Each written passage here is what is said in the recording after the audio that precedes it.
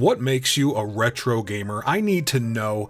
I'm so retro that this video is in the lowest resolution possible because you cannot be a retro gamer unless you're looking at things the way that they looked 20, 25, or even 30 years ago. That's how retro I am. In fact, in order to be a retro gamer, you've got to be ancient, and I, luckily, am old. So I am a retro gamer. Here is Mario 64, or as we Italians say, Mario 64. This is the best retro game ever, and unless you're playing this game on a Nintendo 64 hooked up to a CRT television, you simply aren't experiencing it the way it was meant to be experienced. You can't be a retro gamer unless you own a Nintendo 64 and a television so old that you have to get up to turn the channels. Now, as I've dipped my toe into the online retro gaming scene, I've seen tons of people talking about the idea of what it means to be retro.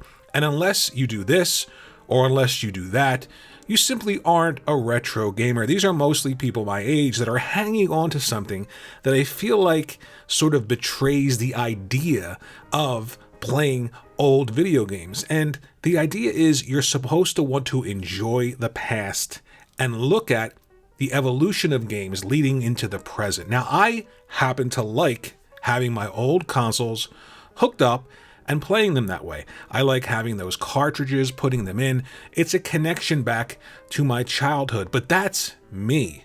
I'm not concerned with whether or not anybody else is doing that, and I certainly don't feel like in order to be a retro gamer, you have to go out and buy a really old television and really old consoles and spend ridiculous amounts of money for really old games to play them with really old controllers, and then you're a retro gamer. I happen to love Nintendo Switch Online. I absolutely love playing Super Mario 64 on my giant 4K television with better controls than I had on the N64. Now I have the N64 hooked up and I have Super Mario 64, and I love playing it that way because I get that connection to the days when I actually had that system.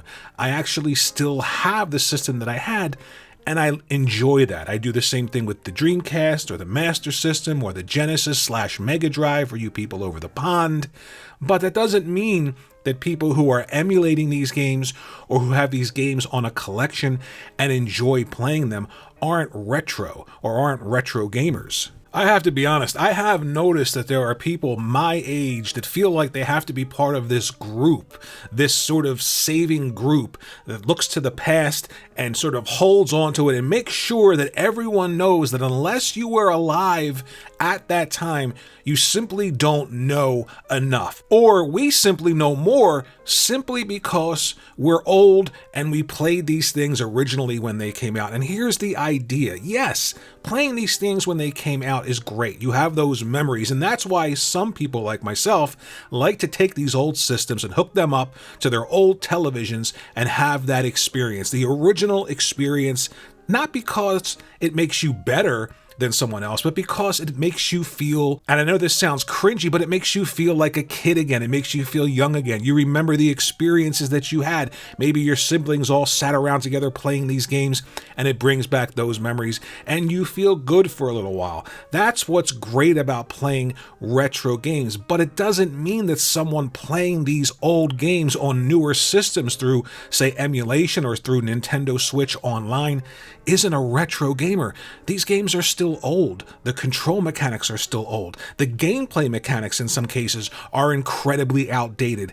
And it is great to look back on something like Super Mario 64 and play that, and then play a brand new platforming game like Ratchet and Clank Rift Apart. You can literally see the parallels. You can literally see the things that Super Mario 64 spearheaded, and all of that technology and all of that gameplay innovation you can see from way back then all the way up to Ratchet and Clank Rift Apart. That parallel, that is still a retro gamer. You can play old games on anything and still be a retro gamer. So for me, when I see people playing things like The Legend of Zelda Wind Waker on a Steam Deck, it is odd to me, but I don't sit there and say, how dare they? They have to buy a GameCube. They have to go out and find a copy of Wind Waker, original copy on the GameCube, and play it that way. The idea is I like doing that, but seeing people play these old games however they want to play them is a testament to the fact that games in the past were just so good. Some of them were so special, and the fact that they resonate even today is what it's all about. So of course you can be a retro gamer simply by playing retro games. You don't have to play them on the original hardware. I happen to love doing that. I know people who love doing that, and I know people who say you can't be a retro gamer unless you're playing games on the original hardware on a really old TV.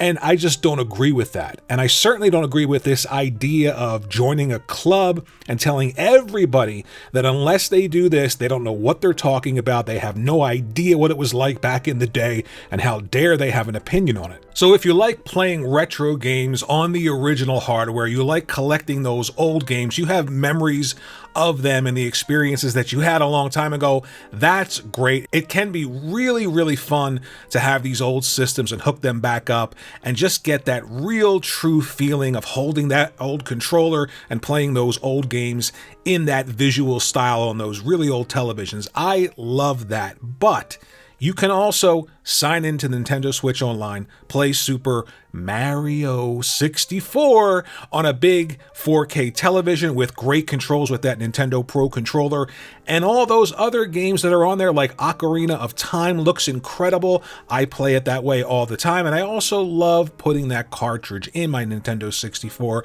and playing it that way. Either way, however you're playing old games, the idea is play them. Play these old games, because in many ways, I feel the older games are better than some of the newer games. And ultimately, the best thing is everyone experiencing the past so that they can appreciate the present when it comes to gaming. Let me know what you think in the comments section below. Do you have to be on old hardware to be a retro gamer? Thanks for watching the video. Like and subscribe, and I'll see all you retro gamers in the next video.